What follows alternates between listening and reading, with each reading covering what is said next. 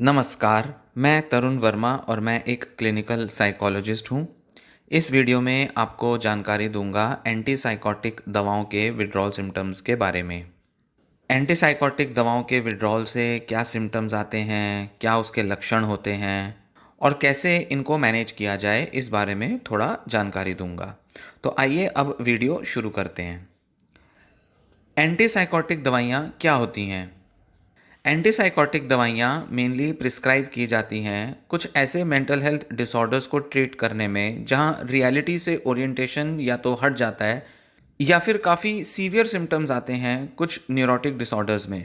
सबसे कॉमन जो ट्रीट किए जाने वाले डिसऑर्डर्स हैं वो होते हैं साइकोसिस मतलब स्किज़ोफ्रेनिया, स्किज़ोअफेक्टिव डिसऑर्डर, डिल्यूजनल डिसऑर्डर और साथ ही बाइपोलर डिसऑर्डर और ओसीडी में भी ये दवाइयाँ प्रिस्क्राइब की जाती हैं और सीवियर डिप्रेशन और ट्रीटमेंट रेजिस्टेंट डिप्रेशन में भी ये दवाइयाँ प्रिस्क्राइब की जाती हैं।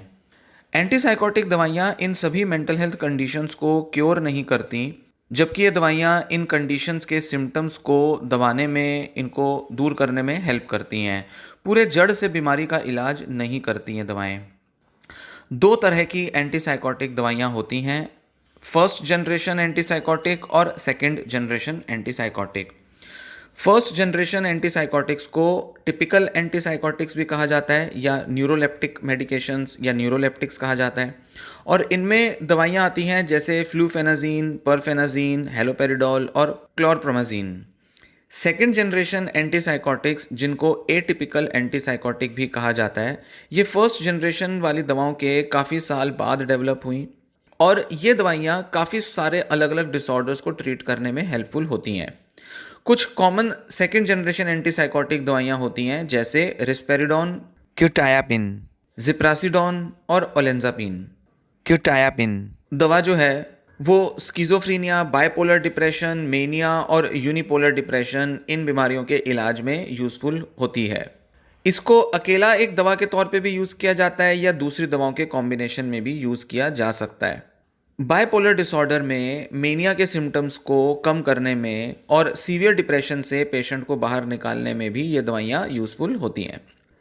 जिन कंडीशंस में एंटीसाइकोटिक दवा को दिया जाता है और दूसरी कुछ दवाओं के कॉम्बिनेशन में दिया जाता है, वो कंडीशंस कुछ ऐसी हैं जिसमें डिप्रेशन आ सकता है, पीटीएसडी मतलब post traumatic stress disorder, eating disorders में ये दी जाती हैं, एडीएचडी मतलब attention deficit hyper activity disorder और कुछ एंजाइटी डिसऑर्डर्स में भी दी जाती हैं जैसे कि जनरलाइज्ड एंजाइटी डिसऑर्डर जीएडी और ओसीडी मतलब ऑब्सेसिव कंपल्सिव डिसऑर्डर। बहुत से साइकाइट्रिस्ट इन दवाओं को ट्रीटमेंट रेजिस्टेंट डिप्रेशन के इलाज में भी यूज़ करते हैं, खासकर कि इनको जब कॉम्बिनेशन में दिया जाता है एंटी डिप्रेसेंट दवाओं के साथ जैसे कि एसएसआरआई दवाइयाँ, एसएनआरआई दवाइयाँ, और इस पर काफ़ी सारा रिसर्च एविडेंस भी मौजूद है। इसको ऑगमेंटेटिव ट्रीटमेंट के तौर पे भी यूज़ किया जाता है जिसमें सेकेंड जनरेशन एंटीसाइकोटिक की लो डोज अगर दी जाए किसी पेशेंट को जिसको कि डिप्रेशन है, जिसका कि एसएसआरआई दवाइयों से ठीक नहीं हो रहा है, तो एसएसआरआई के इफेक्ट को बढ़ा देती हैं ये लो डोज एंटीसाइकोटिक दवाइयाँ जो कि सेकेंड जनरेशन वाली हैं, जैसे कि रिस्पेरिडोन जो कि एक एटिपिकल एंटीसाइकोटिक है। इसको पीटीएसडी, ओसीडी के ट्रीटमेंट में एक एडजंक्ट ट्रीटमेंट या ऑगमेंटेटिव ट्रीटमेंट के तौर पे जब दिया जाता है तो ये काफ़ी इफेक्टिव होती है इन पेशेंट्स को हेल्प करने में जिनको कि काफ़ी सीवियर सिम्टम्स हैं पीटीएसडी और ओसीडी के। जैसे कि ज़्यादातर मेंटल हेल्थ डिसऑर्डर्स में होता है, एंटी डिप्रेसेंट, एंग्ज़ायटिक दवाइयों के साथ भी होता है। एंटीसाइकोटिक दवाइयाँ भी काफ़ी सारे न्यूरो ट्रांसमीटर के जो सिस्टम्स होते हैं ब्रेन में, जो केमिकल्स होते हैं, उसके लेवल को अफेक्ट करने में हेल्प करती हैं। फर्स्ट जनरेशन एंटीसाइकोटिक दिमाग में एक डोपामिन रिसेप्टर होता है जिसको ब्लॉक करने का काम करती हैं, जिन्हें कहते हैं D2 रिसेप्टर्स। और सेकेंड जनरेशन एंटीसाइकोटिक भी D2 रिसेप्टर्स को ब्लॉक करने का काम करती हैं, पर इसी के साथ ये सेरोटोनिन रिसेप्टर्स को भी ब्लॉक करती हैं। इसी वजह से इनको सेरोटोनिन वाले बीमारियों में भी यूज़ किया जाता है, मतलब जैसे डिप्रेशन और ओसीडी। पर इसी के साथ ये भी देखने में आता है कि कुछ सेकेंड जनरेशन एंटीसाइकोटिक दवाइयाँ ऐसी भी हैं जो कि D2 रिसेप्टर को थोड़ा सा एक्टिवेट भी कर सकती हैं बजाय कि उसको ब्लॉक करने के, और इस वजह से कई पेशेंट्स को या तो सिम्टम्स ज़्यादा एक्सपीरियंस हो सकते हैं या फिर उनको कुछ साइड इफ़ेक्ट्स भी आ जाते हैं। एक ही दवा को अलग अलग पेशेंट्स अलग अलग तरह से रिस्पॉन्ड करते हैं, इसीलिए ज़्यादातर डॉक्टर्स किसी भी पेशेंट को ट्रीट करने के लिए कई सारी दवाओं के ट्रायल्स करते हैं, मतलब कहीं ना कहीं ट्रायल एंड एरर चलता है। कुछ दिन के लिए एक दवा दी जाती है, काम कर जाए तो बहुत अच्छा, नहीं तो दूसरी दवा बदल दी जाती है। और जब तक कोई पेशेंट के ऊपर कोई दवा जो फिट हो जाए, जो उसके सिम्टम्स को रिलीव करने में ज़्यादा से ज़्यादा हेल्पफुल हो जाए, ऐसी दवा नहीं मिल जाती या ऐसी दवा डॉक्टर नहीं ढूंढ लेते पेशेंट के लिए, तब तक वो दवाइयाँ बदलते रहते हैं। और एक बार कोई दवा जंच जाए तो पेशेंट को वो दवा जो है लंबे टाइम तक दी जा सकती है। एक कॉमन सवाल आता है कि क्या एंटीसाइकोटिक दवाओं के विड्रॉल सिम्टम्स भी होते हैं? और ये बिल्कुल सही बात है, क्योंकि बहुत से पेशेंट्स विड्रॉल सिम्टम्स रिपोर्ट करते हैं और बहुत से पेशेंट्स बताते हैं कि उनके कुछ ऐसे सिम्टम्स आ रहे हैं जो दवा छोड़ने के बाद आए हैं। विड्रॉल सिम्टम्स वैसे तो अल्कोहल ड्रग एडिक्शन के मामलों में ये वर्ड ज़्यादा सुनने में आते हैं, जैसे कि अल्कोहल विड्रॉल सिम्टम्स या ड्रग विड्रॉल सिम्टम्स, जैसे कि कैनबिस विड्रॉल या कोई और विड्रॉल सिम्टम। और साथ ही एंटी डिप्रेसेंट विड्रॉल सिम्टम्स भी होते हैं, जैसे कि एसएसआरआई दवाइयों को छोड़ने के बाद आने वाले सिम्टम्स।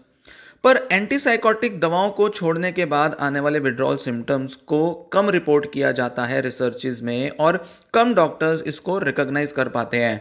इसलिए एंटीसाइकोटिक डिसकंटिन्यूएशन सिंड्रोम या एंटीसाइकोटिक विड्रॉल सिम्टम्स, ये कई लोगों के लिए, कई डॉक्टरों के लिए ये नया टर्म भी होता है। बहुत फेमिलियर नहीं होते कई डॉक्टर्स इस तरह के सिंड्रोम या सिम्टम से। हालांकि पता उन्हें बहुत कुछ होता है कि ये दवाइयाँ कैसे काम करती हैं, कैसे सिम्टम्स लाती हैं, विड्रॉल सिम्टम क्या आते हैं, साइड इफ़ेक्ट्स क्या आते हैं, इस बारे में सभी डॉक्टर्स को पता होता है। पर जब पेशेंट्स इन सिम्टम्स को रिपोर्ट करते हैं, तब अक्सर ज़्यादातर डॉक्टर्स इन पर ध्यान नहीं देते और इनको बहुत एक्नॉलेज नहीं करते। और इसी वजह से ये जो विड्रॉल सिम्टम्स हैं एंटीसाइकोटिक दवाओं के, ये काफ़ी नेग्लेक्टेड फिनोमिना हो जाते हैं। एंटीसाइकोटिक डिसकंटिन्यूएशन सिंड्रोम एक ऐसा नाम है, हम कह सकते हैं, जो कि कई सारे सिम्टम्स को इंक्लूड करता है। ये कह सकते हैं कि एक कलेक्शन ऑफ सिम्टम्स हैं जो कि तब एक्सपीरियंस करने में आते हैं जब कोई पेशेंट या तो एंटीसाइकोटिक दवा को अचानक से छोड़ देता है या फिर उसके डोज को अचानक से बहुत कम कर देता है। लोग अक्सर अपने एंटीसाइकोटिक दवाओं को छोड़ देते हैं, और खासकर कि स्किज़ोफ्रेनिया, स्किज़ोअफेक्टिव डिसऑर्डर के पेशेंट्स, बाइपोलर डिसऑर्डर के पेशेंट्स बहुत कॉमनली अपनी दवाइयाँ छोड़ते हैं। ज़्यादातर इन पेशेंट्स ने अपने पूरे ट्रीटमेंट प्रोसेस में दवाइयाँ लेना कभी ना कभी छोड़ा ही होता है। इनफैक्ट मेंटल हेल्थ कम्युनिटी में, एक्सपर्ट्स में, ये पेशेंट्स अक्सर कह सकते हैं कि पॉपुलर हैं इस चीज़ के लिए कि वो अक्सर अपनी दवाइयाँ लेना छोड़ देते हैं। और कई वजहों से ये जो पेशेंट्स हैं ये अपनी दवाइयाँ लेना छोड़ देते हैं, जैसे कि दवाइयाँ नहीं लेनी, स्टिग्मा हो सकता है, क्योंकि ये साइकोटिक डिसऑर्डर्स के लिए दी जाती है जहाँ पर पेशेंट को रियलिटी ओरिएंटेशन नहीं होता, तो पेशेंट अपनी बीमारी को, अपने इलाज को पूरा एक्नॉलेज करने से दूर भागता है। वो मानता ही नहीं है उसको बीमारी है, तो इस वजह से वो दवा छोड़ सकता है। उसकी दवा किसी सिम्टम को ट्रीट करेगी, ये भी वो नहीं मानता या मानती। उनको लगता है कोई बीमारी ही नहीं है तो ये क्या ठीक कर लेंगी। कई पेशेंट्स को लगता है, जैसे कि बायपोलर के पेशेंट हो गए या ओसीडी के पेशेंट्स हो गए, उनको लगता है ये एंटीसाइकोटिक दवाइयाँ हमें क्यों दी जा रही हैं, हमें तो मूड डिसऑर्डर है, एंग्जाइटी डिसऑर्डर है।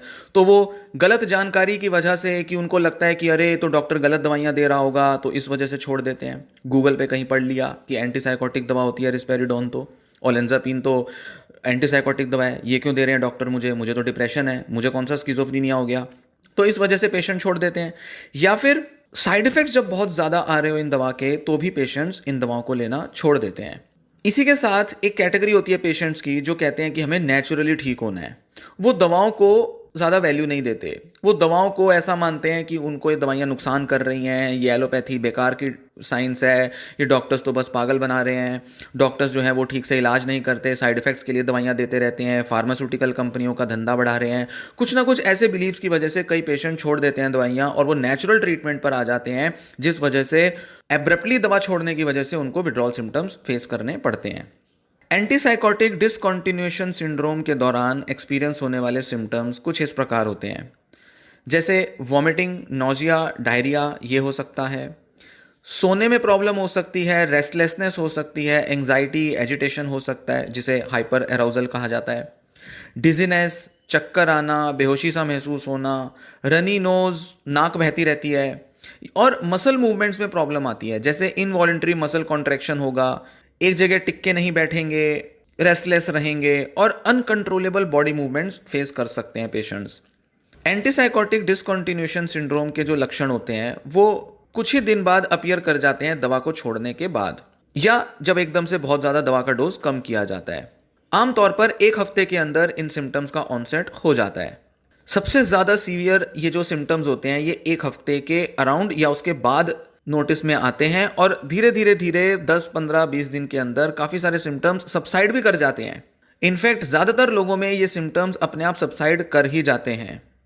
बहुत थोड़ा सा रिसर्च है जो कि बताता है कि कितने प्रतिशत लोगों में डिसकंटिन्यूएशन सिंड्रोम पाया जाता है, क्योंकि साइड इफ़ेक्ट्स के बारे में जानकारी है, इफ़ेक्ट्स के बारे में जानकारी है, इस पर तो बहुत सा शोध हो चुका है, पर विड्रॉल सिम्टम्स के ऊपर शोध कम हुआ है, या हुआ भी है तो उसके अंदर रिपोर्ट नहीं किए गए हैं विड्रॉल सिम्टम्स।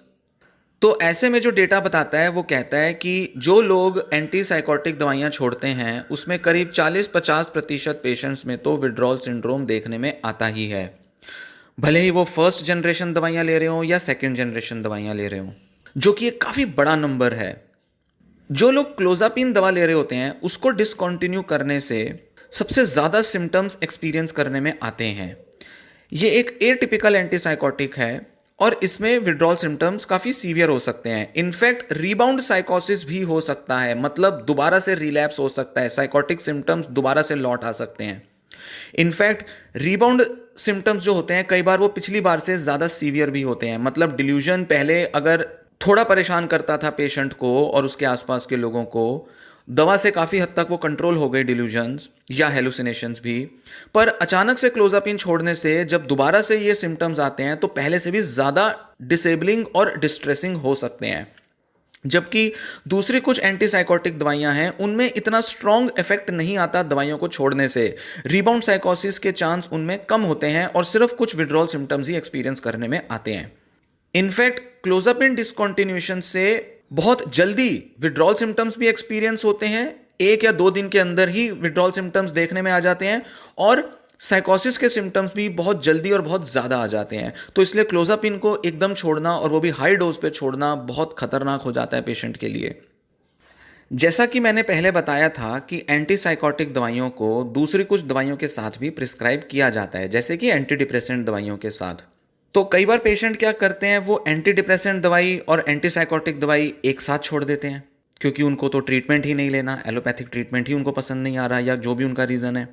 तो ऐसे में एंटी डिप्रेसेंट दवा के छोड़ने से आने वाले डिसकंटिन्यूएशन सिंड्रोम के सिम्टम्स भी पेशेंट एक्सपीरियंस करता है, तो वो एडिशनल बर्डन हो जाता है, उससे और ज़्यादा सिम्टम्स आने लगते हैं, जिससे कि सिम्टम्स बहुत सीवियर हो सकते हैं।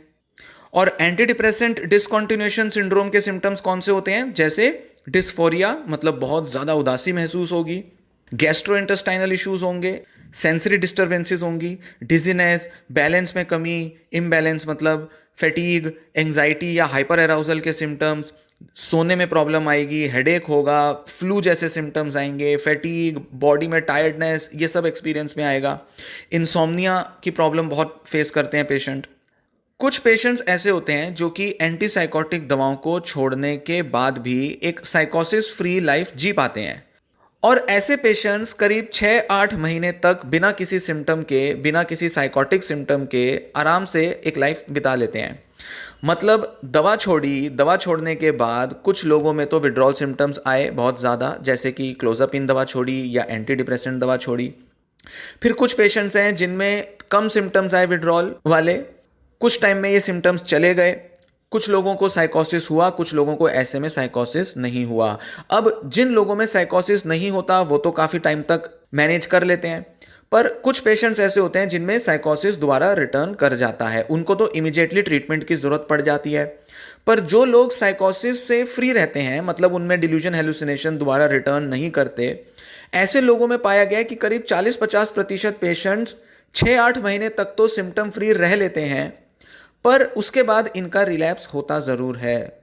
इसीलिए अचानक से डोज रिड्यूस कर देना, अचानक से छोड़ देना और ये सोचना कि हम तो बिल्कुल ठीक हैं, हम तो कोई फ़र्क नहीं पड़ रहा हम पर, हम बिना इसके रह सकते हैं, 2-4 महीने तक पेशेंट काफ़ी कॉन्फिडेंट रहता है, और ज़्यादा कॉन्फिडेंट हो जाने की वजह से, ज़्यादा आत्मविश्वास भर जाने की वजह से वो काफ़ी सारे ऐसे डिसीजंस लेने लगता है, काफ़ी सारे अपनी एक्टिविटीज़ को रिज्यूम करने लगता है, बड़े बड़े प्लान्स बनाने लगता है, जिससे कि मेनिया के सिम्टम्स ट्रिगर हो सकते हैं, ग्रैंडियोस डिल्यूजन्स ट्रिगर हो सकती हैं, और पेशेंट काफ़ी ज़्यादा वर्क करने लगता है, जिससे कि उसके अंदर स्ट्रेस बिल्डअप होता है, और ये जो स्ट्रेस होता है वो दोबारा से उसके डिल्यूजन हेलुसिनेशंस को ला सकता है, और ये पूरे प्रोसेस में 4, 6, 8 महीने का टाइम लग ही जाता है। कुछ स्टडीज बताते हैं कि 25% पेशेंट्स ही हैं जो कि साइकोसिस फ्री रह पाएंगे, और कुछ स्टडीज बताती हैं कि 40, 50, 60% पेशेंट हैं जो साइकोसिस फ्री रह पाते हैं। पर हमेशा के लिए ये साइकोसिस फ्री रहें ऐसा नहीं होता। अब आगे बात करूंगा कि क्या एंटीसाइकोटिक दवाओं का एब्यूज भी होता है, मतलब क्या इसे पेशेंट ज़्यादा खा लेते हैं, क्या इससे नशा भी हो सकता है। तो इस पर स्टडीज़ बताती हैं कि सबसे ज़्यादा एब्यूज़ किए जाने वाला जो एंटीसाइकोटिक दवा होती है, जो सेकंड जनरेशन की है, वो होती है क्यूटायापिन। इसका मिसयूज़ बहुत होता है। इनफैक्ट जेल में जो क्रिमिनल्स होते हैं वो इस ड्रग को काफ़ी कॉमनली एब्यूज़ करते हैं। जिन पेशेंट्स को इस दवा की लत पड़ जाती है वो अपना प्रिस्क्रिप्शन जो है उसको यूज़ करके कई अलग अलग केमिस्ट की शॉप से दवाइयाँ ले लेते हैं। अपने सिम्टम्स को फेक कर सकते हैं जिससे कि उनको डॉक्टर प्रिस्क्रिप्शन दे दे। कुछ पेशेंट्स बड़े स्मार्टली डॉक्टर्स को फूल कर देते हैं, या डॉक्टर ने जितनी दवा बोली है उससे ज़्यादा डोज में ले लेते हैं। जिस भी तरीके से पेशेंट को कहा गया है लेने को, कुछ पेशेंट्स इस दवा का एब्यूज़ करते हुए उसको मिसयूज़ करने की टेंडेंसी रखते हैं।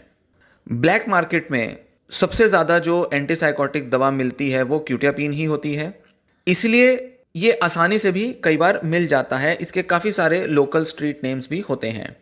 एटिपिकल एंटीसाइकोटिक दवाओं को कई बार सब्सटेंस एब्यूज़ के विड्रॉल सिम्टम्स को ट्रीट करने में भी यूज़ किया जाता है, जैसे कि कोकेन, अल्कोहल, ओपियोइड्स और बेंजोडाइजेपिन दवाओं के होने वाले विड्रॉल सिम्टम्स को ठीक करने में ये एटिपिकल दवाइयाँ यूज़ होती हैं। हालांकि ये बहुत सारा रिसर्च एविडेंस तो नहीं है इस पर फिर भी इस तरह से यूज़ की जाती हैं दवाइयाँ। इनफैक्ट ये भी देखने में आया है कि क्यूटायापिन जिन लोगों को दवा मिलती है उनमें ड्रग सीकिंग बिहेवियर बढ़ जाते हैं, मतलब उनमें क्रेविंग बढ़ जाती है, उनके अंदर लत पड़ने लगती है, उनका और ज़्यादा इसे लेने का मन कर सकता है, जिसकी वजह से वो लोग दूसरे ड्रग्स को एब्यूज़ कर सकते हैं। मतलब एक बार ट्रिगर हो गया क्यूटायापिन से उनकी ड्रग एडिक्शन, और फिर वो नए नए ड्रग्स लेने के लिए एक्सपेरिमेंट करेंगे, उसकी तरफ अप्रोच करेंगे, ये हो सकता है। अब बात करेंगे कि सेफ तरीके से एंटीसाइकोटिक दवाइयों को कैसे बंद किया जाए। अब आप कहेंगे कि अच्छा कोई ऐसा तरीका होगा, मैं कोई ऐसी टेक्निक बताऊंगा, पर नहीं, ऐसा नहीं है। क्योंकि डॉक्टर से कंसल्ट किए बिना आप अपने आप एंटीसाइकोटिक दवाइयाँ नहीं छोड़ सकते, ना ही छोड़नी चाहिए। इनफैक्ट डॉक्टर्स तो आपकी ये दवा कभी छुड़वाएंगे भी नहीं, चांसेस इसी के होते हैं। क्योंकि साइकोटिक सिम्टम्स हैं, डॉक्टर्स भी काफ़ी बायस्ड रहते हैं साइकोटिक पेशेंट्स के प्रति, क्योंकि वो जानते हैं कि पेशेंट्स तो दवाइयाँ छोड़ने की बात करते रहते हैं, पेशेंट्स को तो अपनी बीमारी का पूरी समझ है भी नहीं, पेशेंट्स को पता नहीं है कि उनको अपनी बीमारी को लेकर क्या ट्रीटमेंट लेना चाहिए, उनकी जजमेंट ठीक नहीं है। तो ऐसे में डॉक्टर्स पेशेंट्स की नहीं सुनते, वो उनकी दवाइयाँ कम नहीं करते। ना के बराबर आपको कोई ऐसा डॉक्टर मिलेगा जो कि आपको सपोर्ट करेगा आपकी दवाइयाँ छुड़ाने में। इनफैक्ट रिसर्च भी इस पर ना के बराबर है, जो ये बताती है कि कैसे स्किज़ोफ्रेनिया के पेशेंट्स को सेफली दवाइयाँ छुड़वाई जाएं। और यही वजह है कि करीब करीब सभी पेशेंट्स लाइफ टाइम एंटीसाइकोटिक दवाइयाँ लेते ही रहते हैं, क्योंकि इसको छुड़वाने के लिए कोई स्ट्रेटजी डॉक्टर्स कभी रिकमेंड करते ही नहीं, और ज़्यादातर पेशेंट्स में ये दवाइयाँ कभी छूटती भी नहीं। लो डोज पर ज़रूर आ जाता है पेशेंट, डॉक्टर्स बहुत लो डोज पर पेशेंट्स को दवाइयाँ ज़रूर दे देते हैं, पर लंबे टाइम तक पेशेंट जब मेंटेन रहे, रेमिशन में रहे, काफ़ी हद तक अपनी डे टू डे लाइफ में वो करीब रिकवर कर जाए, तभी उसकी दवा जो है वो बहुत लो डोज पे दी जाती है। पर ना के बराबर पेशेंट्स में डॉक्टर्स अपनी तरफ से छुड़वाते हैं दवाइयाँ। इसलिए इसकी कोई खासा स्ट्रेटजी है भी नहीं, क्योंकि इसको रिकमेंड ही नहीं किया जाता, तो इस पर रिसर्च भी नहीं होती। और रिकमेंड इसलिए नहीं किया जाता क्योंकि ये जो कंडीशंस होती हैं साइकोटिक डिसऑर्डर्स की, ये बहुत ख़तरनाक होती हैं पेशेंट के लिए और उसके फैमिली मेम्बर्स के लिए। बहुत डेंजरस होता है कि ये दवाइयाँ हमेशा के लिए छुड़वा दे डॉक्टर। इसलिए आपको कभी भी इन दवाओं को अपने आप नहीं छोड़ना चाहिए, और ना ही इनकी डोजेज में एक्सपेरिमेंट करने चाहिए।